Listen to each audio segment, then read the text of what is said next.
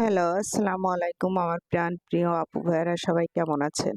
আজকে আমি তৈরি করব চুলায় কিভাবে খুব সহজে শিক কাবাব বানানো যায়। সেটাই আজকে আপনাদের সাথে শেয়ার করব। তার জন্য প্রথমে আমি ১ কেজি এখানে মুরগির বুকের মাংস নিয়েছি। আদা রসুন বাটা দিয়ে দিলাম আর কিছুটা গোলমরিচ গুঁড়া আর ধনিয়া গুঁড়া দিয়ে কিছু ভাজা জিরের গুঁড়া আর সামান্য একটু গরম মসলার গুঁড়া দিয়ে দিলাম। ২ চামচের মতো মরিচ গুঁড়া দিয়ে দিলাম। তারপর সামান্য একটুখানি হলুদের গুঁড়া দিয়ে দিলাম। তারপরে একটু সয়া সস দিয়ে দেবো আর সামান্য পরিমাণ একটু লবণ দিয়ে দেবো। আমি এখানে ছোট সাইজের ২ টুকরা লেবু নিয়েছি। এবার লেবুটা খুব সুন্দরভাবে চিপড়িয়ে ওর ভিতর দিয়ে দেবো। এবার খুব ভালোভাবে এটাকে মিক্সড করে নেব। খুব সুন্দরভাবে মাখানো হয়ে গেলে এর ভিতরে আমি একটুখানি টমেটো সস দিয়ে দেবো।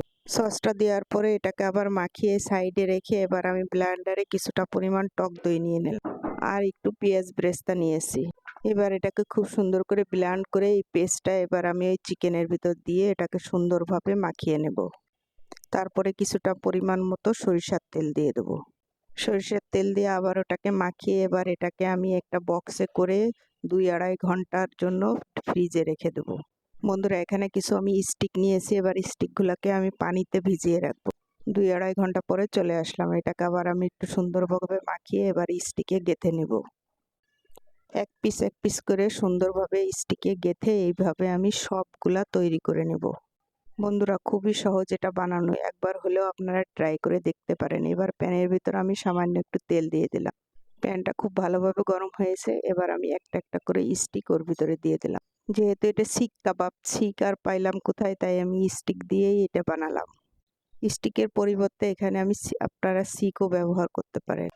এবার যেটা করব খুবই আস্তে আস্তে করে এক একটা সাইড উল্টে দিব। তারপরে ওই সাইড থেকে একটু তেল নিয়ে এর উপর দিয়ে তেল ব্রাশ করে দেব। উপর দিয়ে খুব সুন্দরভাবে ব্রাশ করে দিবেন যাতে উপরের কাবাবটা ড্রাই হবে না। এই তো বন্ধুরা দেখেন খুব সহজেই আমার কাবাবগুলো হয়ে গেছে। এবার আমি তুলে নিলাম। এবার সুন্দর করে এটাকে আমি পরিবেশন করে নিই। প্রিয় আপু ভাইয়েরা আমার ভিডিওটি যদি ভালো লাগে অবশ্যই একটি লাইক কমেন্ট করে আমার পাশে থাকবেন। সবাই ভালো থাকবেন।